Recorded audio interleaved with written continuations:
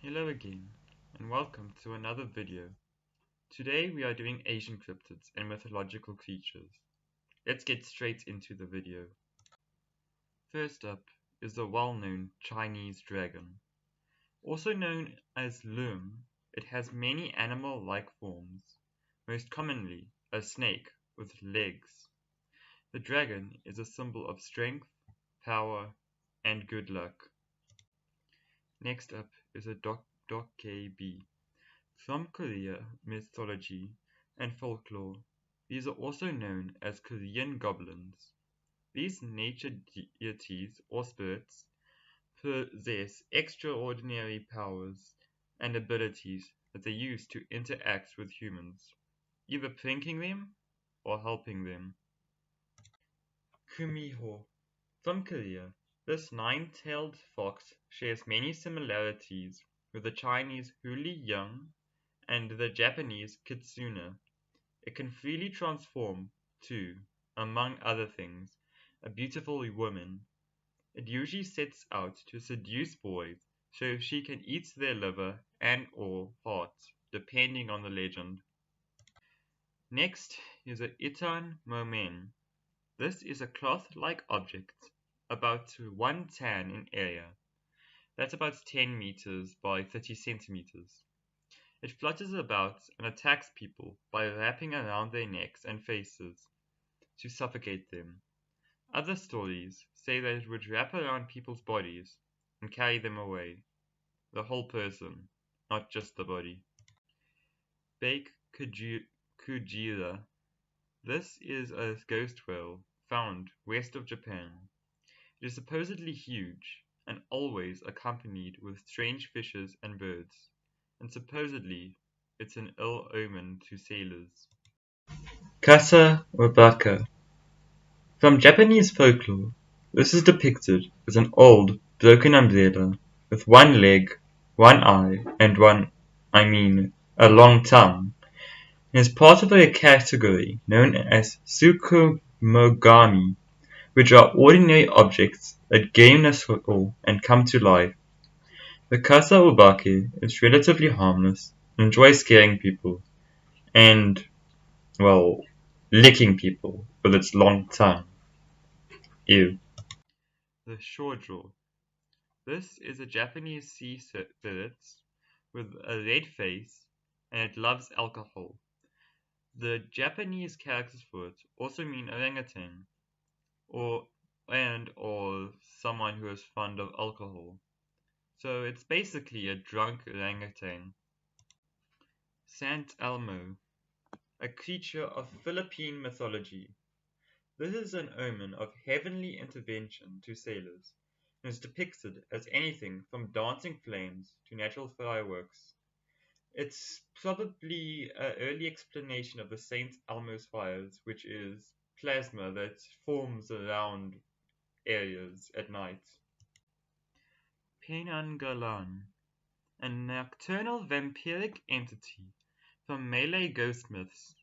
It looks like a disembodied flying woman's head with its organs trailing around behind it, still attached. Just like a living anatomy model. But during the day, or when it doesn't change, it looks just like a normal lady. The Mongolian deathworm. This is, in my opinion, a proper cryptid, as it could easily be existing. It allegedly lives in the most sandy regions of the Gobi Desert.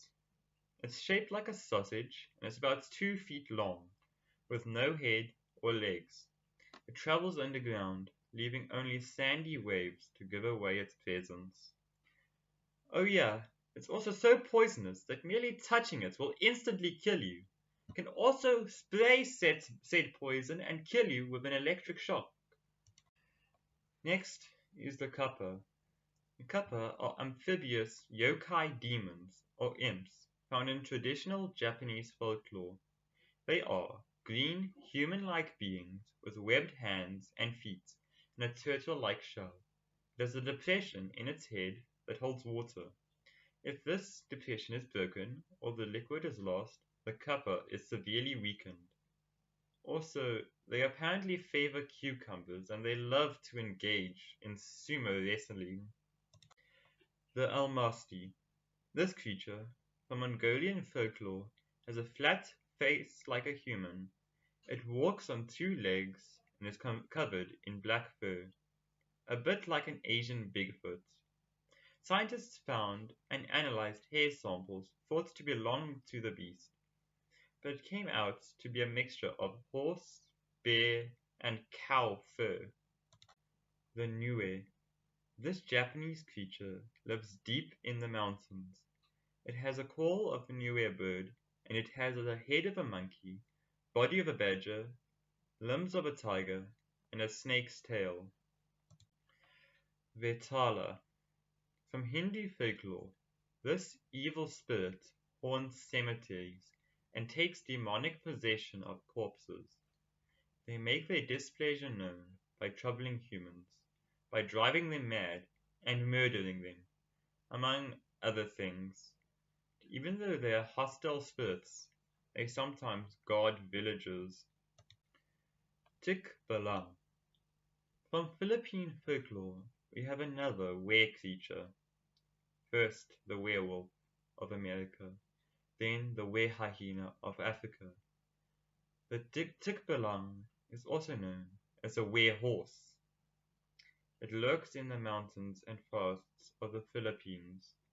It is a tall, bony humanoid creature with the head and hooves of a horse and disproportionately long limbs. Last up is the Manticore. I didn't find much information on this beast, but thought it looked cool. So, the Persian beast has a head of a human, usually with horns, a body of a lion, and the tail of a dragon or a scorpion. In some depictions it has wings, which I think looks really cool. Thank you for watching this far. Kudos to you. If you enjoyed the video, please consider liking. It means so much to me. Well, that's all. Goodbye.